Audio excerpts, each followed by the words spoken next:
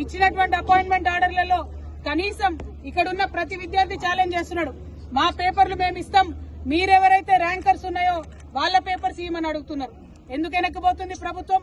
ప్రతిభ ఉండి ధైర్యం ఉండి కరెక్ట్ గా ఎగ్జామినేషన్ రాసినటువంటి విద్యార్థులు ఛాలెంజ్ చేస్తుంటే ఎందుకోసం ప్రభుత్వం వెనక్కిపోతా ఉంది?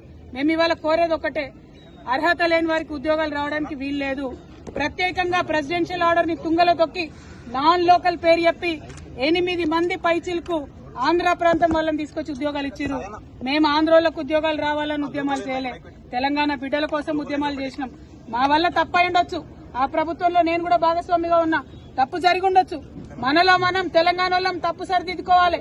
అంతేగాని ఇవాళ ఆంధ్రోళ్ల కోసం తలవంచినటువంటి ప్రభుత్వాలు ఆంధ్రోళ్లకు ఎట్లా ఉద్యోగాలు ఇస్తున్నారు? ఆ విషయాన్ని గుర్తించండి, ఆ విషయాన్ని గమనించండి. తప్పులు మనం చేద్దాం, అవసరమంటే మనమే సరిదిద్దుకుందాం. ఇంకొక అంశం, ఖచ్చితంగా అవినీతి జరిగింది, ఖచ్చితంగా ఉద్యోగాలు అమ్ముకున్నారు. ఇవాళ కాకపోతే రేపు ప్రూవ్ అవుతుంది. కానీ ఇవి ఫేస్ చేసే ధైర్యం లేకనే ముఖ్యమంత్రి గారు కోర్టులకు పోయి, డివిజన్ బెంచ్లకు పోయి, సుప్రీంకోర్టుకు పోయి పేద విద్యార్థులతోని ప్రభుత్వం తలబడుతుంది. న్యాయమా ఇది? కరెక్టేనా? ఒక్కొక్క లాయర్ లక్షలు తీసుకొని వస్తాడు. అటువంటి వాళ్ళని తీసుకొచ్చి మీరు పేద విద్యార్థుల మీద ప్రయోగిస్తారా? మరి ఇవాళ అదే విద్యార్థుల దగ్గర రాహుల్ గాంధీ వచ్చింది. నేను రాహుల్ గాంధీ గారిని ఒకటే డిమాండ్ చేస్తున్నా, మీ బీహార్ ఎన్నికలు ఉన్నాయి కదా, ఇవాళ ఇక్కడ నుంచి నిరుద్యోగుల మాడికి కూడా వస్తాం, ఏవో వదిలిపెడతాం అనుకుంటారేమో, అక్కడ కూడా వచ్చి మీరు ఇక్కడ తెలంగాణ నిరుద్యోగులు ఎట్లా ఫెయిల్ చేసిరన్న విషయం అక్కడ కూడా చెప్తాం.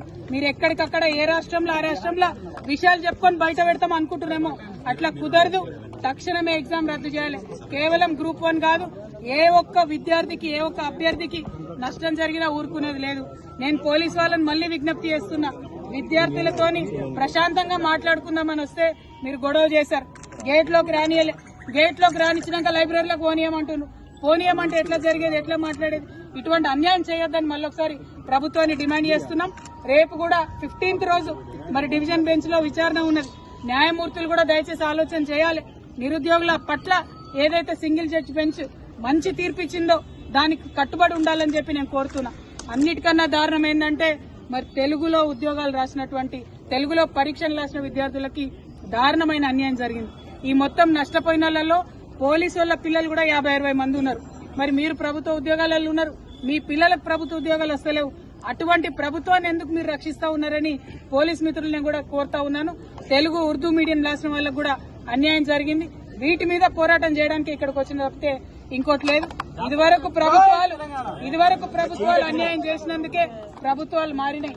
ఈ ప్రభుత్వం అన్యాయం చేస్తే ఈ ప్రభుత్వం కూడా నిలబడదు.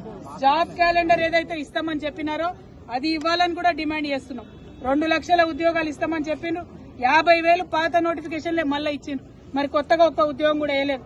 ఎందుకోసం అని చెప్పి క్వశ్చన్ చేస్తా ఉన్నాం. ఇది ఇక్కడితో వదిలిపెట్టబోము. రేపు ఒకవేళ డివిజన్ బెంచ్ లో మనకు అనుకూలంగా తీర్పు రాకపోతే సుప్రీంకోర్టు వరకు కూడా నిరుద్యోగుల వెంట మేము నడుస్తామని ఈ సందర్భంగా తెలియజేస్తూ ప్రభుత్వాన్ని భేషజాలకు పోవద్దు, గ్రూప్ 1 రద్దు చేయాలని మరొకసారి డిమాండ్ చేస్తున్నాం. జై తెలంగాణ.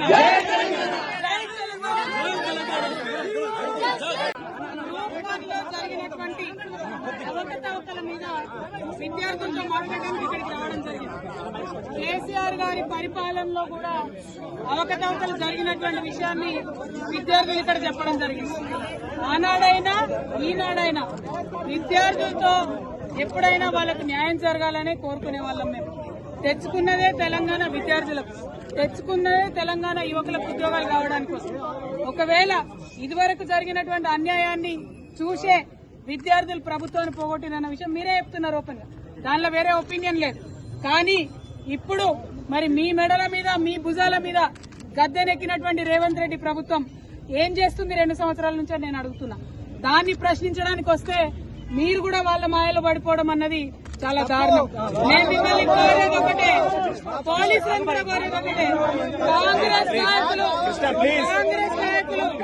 వస్తే లోపల దాకా తీసుకొని పోయి విద్యార్థులతో మాట్లాడించి, ప్రతిపక్ష నాయకులు వస్తే గేట్ బయట మీరే కన్ఫ్యూజన్ క్రియేట్ చేస్తున్నారు. విద్యార్థులతో ఓపెన్ డిస్కషన్ కోసం ఇక్కడికి వచ్చినాం, కానీ అది కూడా కాదంటే ఇక్కడ కాకపోతే ఇంకో దగ్గర మాట్లాడుకుంటాం. కానీ ఇవాళ మేము కోరేది ఒకటే, ఖచ్చితంగా గ్రూప్ 1 లో అక్రమాలు జరిగినాయన్నది ఇవాళ ప్రతి ఒక్కరు ఒప్పుకుంటున్నారు. ప్రభుత్వానికి ధైర్యం ఉంటే, చిత్తశుద్ధి ఉంటే మీరు ఎగ్జామ్ క్యాన్సిల్ చేయండి. మళ్ళీ రీ ఎగ్జామినేషన్ పెట్టండి. ఎందుకు పెడతలేరు? ఎందుకోసం దాచిపెట్టుకుంటున్నారు? ఒకవేళ అంత న్యాయం ఉంటే అర్ధరాత్రి ఎందుకు ఇస్తున్నారు మీరు అపాయింట్మెంట్ ఆర్డర్లు?